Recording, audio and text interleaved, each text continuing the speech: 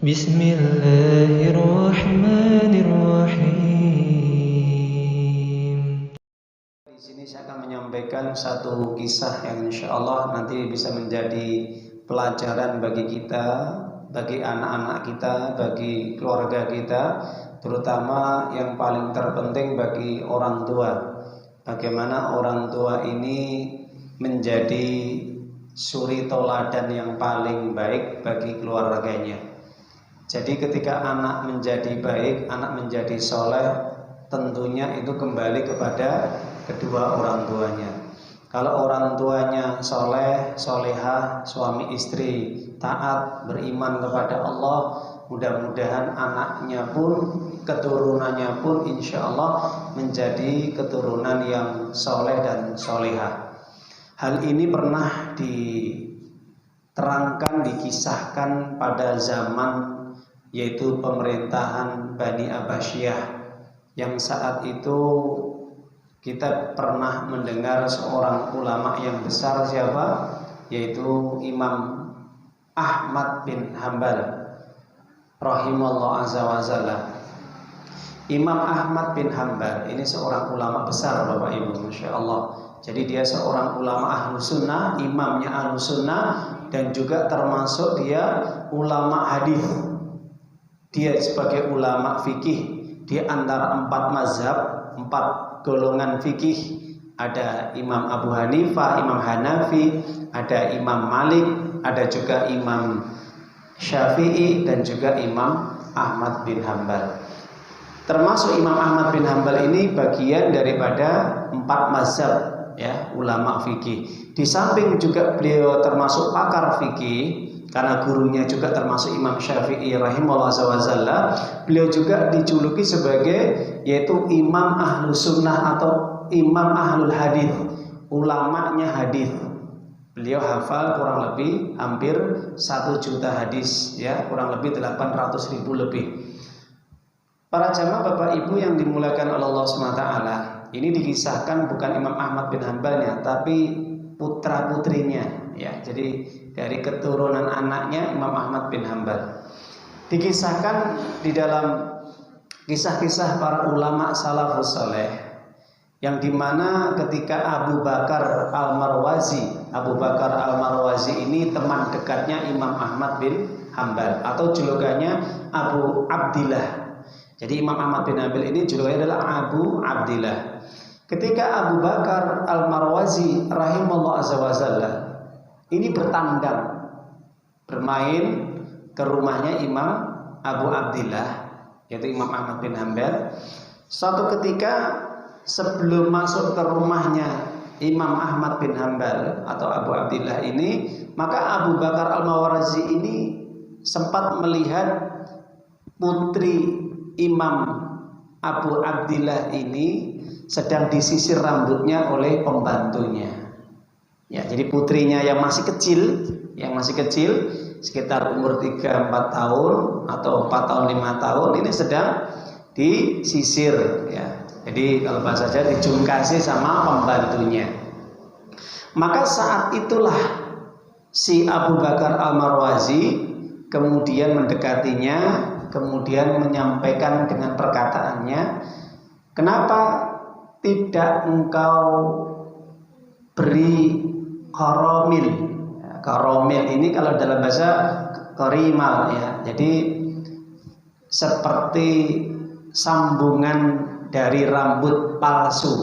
Jadi artinya kebiasaan orang-orang Arab ini, kalau biasa anak-anak kecil itu rata-rata umumnya itu kalau rambutnya itu enggak bagus, itu nanti disambung dengan rambut palsu yang bagus. Disambung, ya, kalau bahasa Jawanya apa? Dikonde. Disambung dengan rambut palsu atau mungkin dibuat konde, ya. Atau mungkin kadang-kadang dibuat kayak dikepang, ya, dikepang. Nah, tapi dengan rambut palsu, ya. Itu kebiasaan pada umumnya anak-anak perempuan di Arab biar terlihat cantik, biar terlihat menawan. Nah, ketika saat itu Abu Bakar Al-Marwazi menyampaikan perkataan itu, kenapa?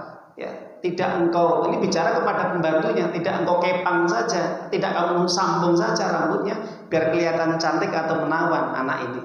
Langsung saat itu putri daripada Abu Abdillah Imam Ahmad bin Hanbal rahimahullah mengatakan, wahai tuan, saya dilarang oleh abi saya, bapak saya, ayah saya untuk menyambung rambut. Jadi biarkan seperti apa adanya. Kenapa? Karena abi saya, ayah saya mengatakan ini larangan dari Allah dan Rasulnya. Masya Allah, ya. Jadi bukan hanya kalimat ini disandarkan kepada ayahnya melarang, tapi juga ayahnya menyampaikan ini larangan dari Allah dan Rasulnya. Larangan untuk apa? Menyambung rambut palsu, baik itu dikonde, baik itu dikepang atau semacamnya. Kenapa kok bisa seperti itu?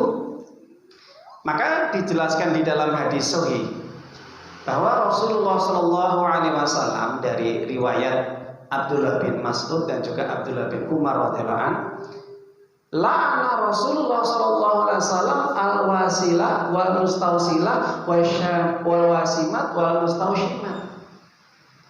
Nabi itu melaknat kepada wanita-wanita, perempuan-perempuan yang meminta untuk disambung rambutnya dan juga yang menyambung rambut orang lain. Bapak Ibu perhatikan, di sini Nabi menyampaikan bahwa beliau melaknat perempuan wanita yang profesinya menyambung rambut dan juga wanita yang minta untuk disambung rambutnya dengan rambut palsu. Baru dengar Ustaz? Iya, ini harus dengar. Kalau yang belum dengar, alhamdulillah dapat pahala nanti. Karena ini penting sekali. Jangan sampai kehidupan dalam rumah tangga kita, hanya persoalan kita ini tidak mengerti agama, akhirnya kita dijauhkan dari rahmat Allah. Bukan hanya itu aja, wal washimat wal mustausyimat. Wanita-wanita atau perempuan yang dimana mereka mentato dirinya dan minta ditato, dan orang yang suka mentato. Hadis Imam Bukhari Muslim ini. Jadi hadis ini saya sampaikan para jamaah Bapak Ibu, la'ana Rasulullah SAW al-wasilata wal mustausilah. Nabi Rasulullah SAW melaknat wanita-wanita yang profesinya, pekerjaannya suka menyambung rambut orang lain dengan rambut palsu, dan wanita yang minta untuk disambung supaya terlihat apa? Cantik, supaya terlihat apa? Menawan, agar orang melihatnya nanti, Insya Allah begitu indahnya wanita ini. Baik. Hadis yang kedua, ini hadis yang pertama. Hadis yang kedua juga riwayat dari Abdullah bin Mas'ud radhiyallahu anhu. Ketika Abdullah bin Mas'ud radhiyallahu anhu ini menyampaikan kepada para sahabat-sahabatnya, mengajarkan tentang ilmu hadis, karena Abdullah bin Mas'ud ini juga pakar ilmu tafsir setelah Abdullah bin Abbas. Jadi pakar tafsir di karangan ulama sahabat ini yang paling terkenal itu Abdullah bin Abbas, kemudian Abdullah bin Mas'ud, Abdullah bin Umar, Ibunda Aisyah radhiyallahu anha, dan juga termasuk ada salah satu sahabat yaitu Ubay bin Ka'ab. Nah, di antara para sahabat Abdullah bin Mas'ud ini juga pernah menyampaikan tentang hadis, karena dia juga termasuk ulamanya sahabat ilmu hadis yang paling banyak menghafalkan hadis setelah Ibunda Aisyah radhiyallahu anha. Beliau mengatakan, la'ana Rasulullah sallallahu alaihi wasallam al-washimata wal mustausyimat wan namisat wal mutamanisat wal mutafallijat lil husni al mughayyirati khalqallah azza wa jalla. Apa kata Abdullah bin Mas'ud ketika menyampaikan hadis ini di hadapan para sahabatnya dan juga murid-muridnya? Allah melaknat wanita-wanita yang minta ditato dan suka profesinya mentato orang lain. Jadi Allah melaknat wanita yang minta ditato dan orang yang profesinya pekerjaannya suka mentato, suka membuat tato. Meskipun itu tai lalat Ustaz palsu, iya. Meskipun itu tai lalat palsu, sama, apapun. Kalau itu adalah sesuatu yang palsu. Yang kedua, Allah juga melaknat bagi wanita-wanita yang dia ini mencukur alisnya, ya, menghilangkan alisnya, dan wanita yang minta dicukur alisnya hingga rata atau tipis. Dan juga Allah melaknat bagi wanita-wanita yang suka memakai gigi palsu, memakai gigi palsu, dan orang yang suka memberikan gigi palsu atau mengikir giginya biar cantik, padahal giginya sudah bagus tapi dibuat cantik lagi. Ini nanti kalau ada pertanyaan, Ustaz, nanti kalau gingsut, kalau seandainya giginya itu mengganggu makan, ini beda karena darurat. Ini bukan darurat. Sesuatu yang bukan darurat, sesuatu yang pada dasarnya itu dia baik, sempurna, sudah bagus, sudah cantik, tapi kurang cantik,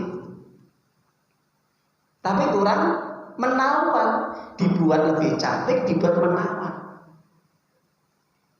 Tujuannya apa? Ingat, tujuannya ini kata Nabi, al-mughayyirati khalqallah azza wa jalla. Semua perbuatan tadi niat tujuannya semata-mata apa? Untuk merubah ciptaan Allah. Ya. Jadi jangan serta-merta kemudian dipahami kok nggak boleh ini. Nah, perhatikan, kalau tidak ada kondisi darurat, misalkan ya, alis wanita ini sampai panjang menutupi matanya atau menyerupai laki-laki, itu boleh dipotong sewajarnya. Ya Bapak Ibu, ya, perhatikan. Tapi kalau alisnya ya biasa, alis wanita pada umumnya normal, kok dikerok, ditipisin biar cantik. Hati-hati Bapak Ibu, ya. Mungkin kita baru mendengar hadis ini, atau sudah mendengar tapi kita tetap melanggarnya. Allah tidak akan meridhoinya dan menjauhkan dari kasih sayangnya, rahmatnya. Jadi siapapun kalau di dalam keluarga tadi ini ridho, senang, suaminya ridho, orang tuanya ridho, itu dilaknat semua sama Allah. Jangan main-main Bapak Ibu urusan masalah agama. Kenapa? Tujuannya kenapa? Tujuan al-mughayyirati khalqallah, merubah ciptaan Allah. Contoh yang lebih parah apa? Operasi plastik wajah, tangan, kaki, badan, yang sebenarnya dia sudah ideal. Allah ciptakan sebagus mungkin, sudah diciptakan sama Allah sesempurna mungkin, nggak terima, nggak bersyukur, dia dirubah. Padahal Allah sendiri mengatakan apa? Laqad khalaqnal insana fi ahsani taqwim. Allah sudah menyatakan di dalam firman-Nya di dalam surat At-Tin ayat yang keempat, sungguh aku telah ciptakan manusia ini dalam kondisi yang paling baik dan sempurna. Gak terima Bapak Ibu, gak terima. Akhirnya apa? Dirubah. Contoh siapa? Para artis, bintang film, aktor, penyanyi, dan sebagainya. Ustaz, yang rakyat-rakyat jelata masih banyak juga. Ya, perhatikan Bapak Ibu, kenapa putri dari Imam Ahmad bin Hambal itu tidak mau disambung rambutnya, dikepang dengan koromil, ya, rambut palsu tadi? Karena wanita kecil ini, Masya Allah, berkat didikan dari keluarganya, dari orang tuanya, dari ayahnya, betul-betul luar biasa. Menolak, nggak mau. Ini yang menjadi pelajaran kita apa? Disinilah kalau seandainya orang tua mengerti agama, orang tua mengerti tentang ilmu, tentang syariat, tentang Al-Quran dan hadis-hadis Nabi, sunnah Nabi, saya yakin maka dari anak-anaknya juga akan berpengaruh, akan mengikuti pola hidup orang tuanya yang baik, sejalan dengan syariat. Ya ayyuhalladzina